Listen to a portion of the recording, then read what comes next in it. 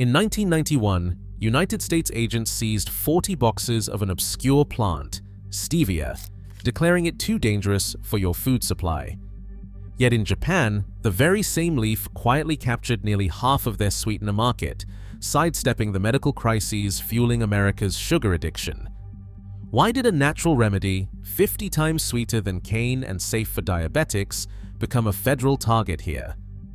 The answer exposes a war on metabolic freedom, a billion-dollar motive to keep real sugar alternatives out of your hands. So what did they really fear? Who wrote the rules that still block the sugar that heals? Import. Alert number 4506, dated May 17, 1991, sits in black and white. The language is clinical. Stevia leaves and crude extracts are listed to be detained without physical examination. 40 boxes are listed on the warehouse inventory, each marked for seizure. No mention of violence or risk, just a single line that reads, "Product appears to be an unsafe food additive." Agents followed the paperwork. Their names do not appear, but the chain of custody is stamped and initialed. A shipment from Arlington, Texas, was flagged for inspection. The manifest lists 40 boxes, contents labeled only as herbal sweetener. Each box is tagged, each lot number recorded. The order cites suspicion of adulteration, not evidence of harm. No consumer complaints, no hospital records, just an import alert triggered by a trade complaint, details redacted. The scan of the original alert shows the FDA language, "detain without physical examination," applied not just to finished products, but to raw leaves, powders, and any food containing the plant. The seizure paperwork is methodical. Case numbers, inventory counts, a log of removal from the warehouse. The process is mechanical, but the outcome is absolute. The product is blocked, the market cut off at the loading dock. A single paragraph in the alert states the rationale: insufficient toxicological data to establish safety. No reference to the decades of use in Japan or South America. No mention of the 900 studies submitted by the American Herbal Products Association the following year. The evidence is not scientific, it is procedural. The result: 40 boxes disappear from the supply chain, replaced by a paper trail and a legal wall. The suppression is not a rumor or a theory. It is documented, line by line, in the language of regulation and seizure. Aspartame's profits soared in the decade after its 1981 approval. NutraSweet raked in billions as high-fructose corn syrup flooded the market, climbing from 15% to over 40% of US sweetener consumption by the mid-1990s. Every new sweetener patent meant another layer of revenue, another year of monopoly. Meanwhile, in Japan, stevia quietly took over. By the late 1980s, nearly 40% of Japanese diet sodas, teas, and candies use stevia instead of sugar or synthetic sweeteners. No cancer clusters, no recalls, just a green leaf, sweetening everything from soy sauce to toothpaste. The US numbers told a different story.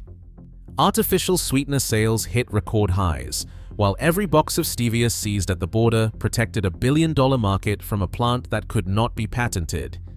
The FDA's logic was clinical on paper, but the timing was surgical. As trade complaints stacked up, the agency's import alerts landed just as NutraSweet's market share peaked. Behind the scenes, industry groups lobbied for scientific caution, while their quarterly reports celebrated unbroken growth.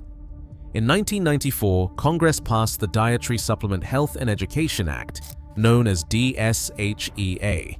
It carved out a legal loophole. Stevia could now be sold as a dietary supplement, but not as a sweetener. The absurdity was written into law. A product banned from the bakery aisle could sit on the supplement shelf as long as no one called it sugar. The market was split by language, not by chemistry. Stevia's threat was never about safety.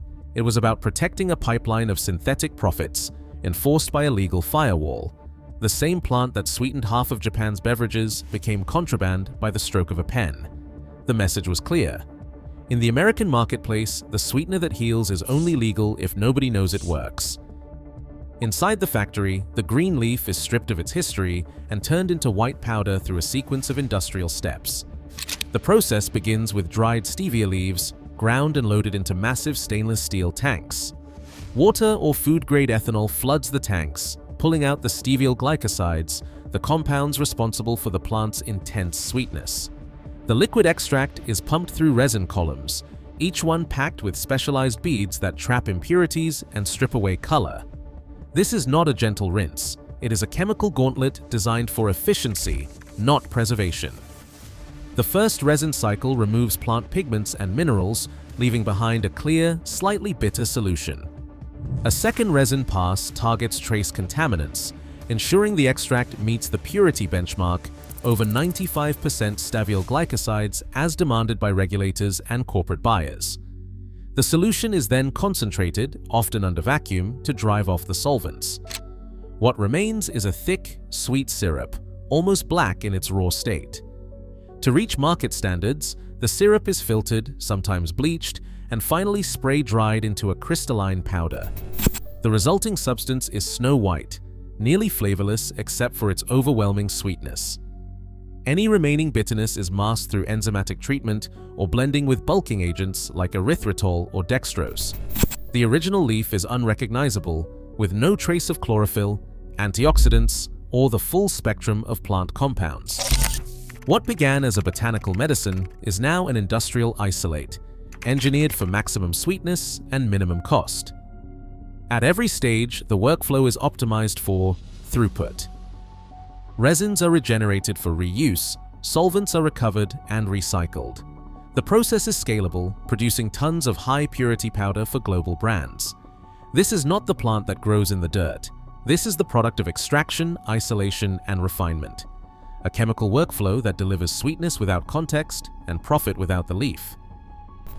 A patent filing from 2006 runs nearly 50 pages, diagramming each step of the extraction, steam, resin, filtration, and the final crystallization of pure Reb A. The word patent appears in every margin. The language is precise. Maximize yield, minimize cost, protect intellectual property. The instruction is clear. Maximize yield at scale. This is where the green leaf disappears and the profit margin begins. The green leaf is the raw matter, then it vanishes in a laboratory workflow. The raw plant, worth pennies per pound to growers in Paraguay or China, is transformed into a branded powder, retailing for over $100 per kilogram. Value is added by removal, not by the plant itself. The numbers are not hidden. They are the business model. Each stage of refinement strips away color, flavor, and complexity, but adds perceived value in the eyes of the market. The more isolated the molecule, the more defensible the patent. The more defensible the patent, the more stable the monopoly. In December 2008, the FDA issued a letter. Highly refined stevia extracts are now GRAS, generally recognized as safe. The approval applies only to products that reach over 95% purity, verified by lab analysis and protected by corporate filings. The leaf itself, the crude powder, the traditional tea, are left outside the regulatory fence. The wording is deliberate. GRAS status is not for the plant, but for the isolate. This is the legal firewall that keeps the supplement on one shelf and the sweetener on another. The cost of entry is measured in millions, industrial equipment, proprietary resins, regulatory compliance. The reward is measured in market share. Every step is engineered for control. The process is locked behind patents and the product is shielded by regulatory language. The green leaf cannot compete. It cannot be standardized. It cannot be owned. The profit lives in the white powder and the law draws the line. The science of sweetness is now the science of enclosure. The GRAS letter is not a safety certificate, it is a license to print money, as long as the product remains legally distinct from the plant that started it all. A stevia leaf looks harmless under a microscope, veins, cells, the ordinary architecture of a green plant. But inside those cells, a cluster of molecules changes everything. Steviol glycosides, the chemical backbone of Stevia rebaudiana, lock onto sweet receptors on the tongue with a force that dwarfs sugar. On a molecular scale, 1 gram of pure steviol glycosides delivers the sweet punch of 50 grams of cane sugar. That is not a marketing claim, it is a measured ratio. The difference is not just taste, it is metabolism. A single pinch of ground stevia leaf, barely 100 milligrams, can sweeten an entire cup of coffee. The glucose load is effectively zero. Unlike sucrose, which the body breaks down into glucose and fructose, triggering a rapid surge in blood sugar, steviol glycosides pass through the digestive tract without conversion. They are not metabolized into glucose, so they never trigger the insulin cascade. A continuous glucose monitor, CGM, strapped to a volunteer's arm tells the story in real time. 1 teaspoon of cane sugar dissolved in water sends blood glucose spiking within minutes, the digital readout climbing past 140 milligrams per deciliter. The pancreas responds with a burst of insulin, trying to pull levels back to baseline. Swap the sugar for a pinch of green stevia powder, and the graph barely budges. The sensor's line stays flat, no spike, no crash. The body recognizes the sweetness, but the metabolic machinery stays idle. In Japan, this data is not theoretical. Decades of use in diabetic clinics and everyday products confirm what the CGM shows. Stevia's sweetness operates outside the glucose-insulin loop. The numbers are clean. The effect is undeniable. 50 times sweeter than sugar with none of the metabolic fallout. That is not an alternative. That is a different category of molecule entirely. Stevia's story does not end with sweetness or blood sugar. The green leaf brings advantages that go beyond the metabolic. In dental clinics across Japan and Brazil, stevia's non-fermentable nature stands out. Oral bacteria cannot process steviol glycosides the way they break down sugar, so there is no acid production, no feeding frenzy, and no fuel for cavities. For patients with a mouthful of fillings or parents tired of dentist bills, that detail matters. The research is clear, stevia does not promote tooth decay. The cardiovascular effects are just as striking. In controlled studies, regular stevia intake led to small but measurable drops in blood pressure. On average, systolic pressure fell by 6 points and diastolic pressure fell by 4. That is not a cure, but for people living on the edge of hypertension, it is a nudge in the right direction. This effect is most pronounced in those with elevated blood pressure, not in healthy volunteers. The numbers are modest, but they are real, and they come without the risk of hypoglycemia or the side effects that trail behind so many synthetic sweeteners. But the leaf is not perfect. The taste is a dividing line. The same compounds that deliver the sweet punch can trigger a bitter, licorice-like aftertaste if you use too much. This is not a manufacturing defect, it is the signature of the plant. The bitterness is a guardrail, a reminder that stevia is potent. 1 pinch in coffee is enough. More than that, and the aftertaste crowds out the sweetness. Anyone expecting a sugar clone will be disappointed. This is a different sensory experience, and it demands respect for the dose. No plant, no molecule, is without caveats. Stevia is not a miracle or a panacea. For anyone with chronic conditions, especially those involving hormones or blood pressure, it is essential to consult a qualified clinician before making changes. The data supports safety, but medicine is not one size fits all. An endocrinologist would say, treat stevia as a tool, not a cure.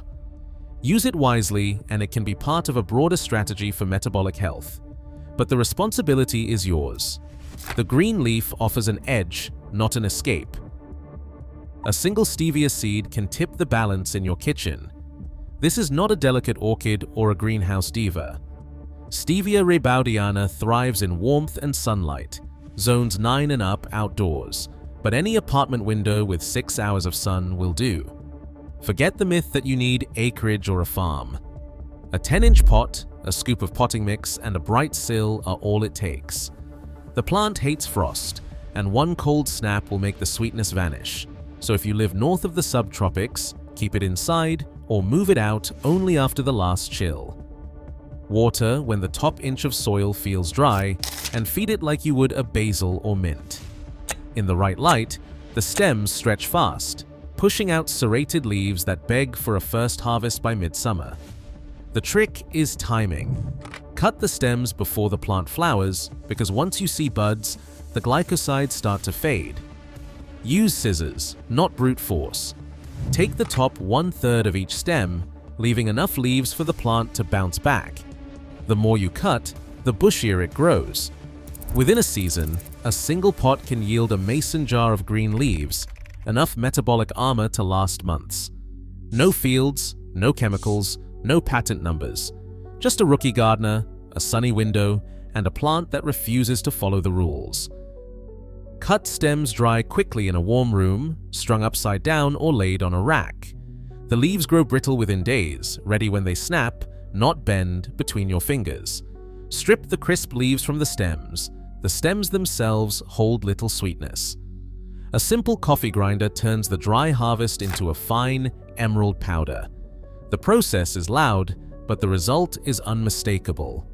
A jar of green dust, dense and fragrant, with the scent of fresh-cut hay and a hint of licorice. This is not a product of industry, no resin columns, no solvents, no bleaching agents, just the leaf, ground to its essence. Store the powder in an airtight jar, away from heat and light. It keeps for months, longer than any supermarket sweetener laced with preservatives. Dosing is a matter of respect, not habit. A pinch between your fingers, less than a quarter teaspoon, sweetens a cup of coffee or tea. More than that, and the bitterness takes over, a reminder that this is medicine, not candy. The jar sits on the shelf, a quiet act of defiance. Each pinch is a choice, metabolic armor, not a sugar fix. The process is simple, but the outcome is radical, a homemade supply of sweetness that needs no permission slip from the FDA. Today, while Japan's market embraces whole-leaf stevia, US regulations still restrict its sale as a sweetener, despite zero proven harm and rising metabolic disease rates. The barrier is not safety, it is control. When a plant threatens billion-dollar industries, the law bends to protect profits, not public health. The green dust in your hand is more than sweet. It is proof that self-reliance remains a radical act. What would you choose if the choice were truly yours?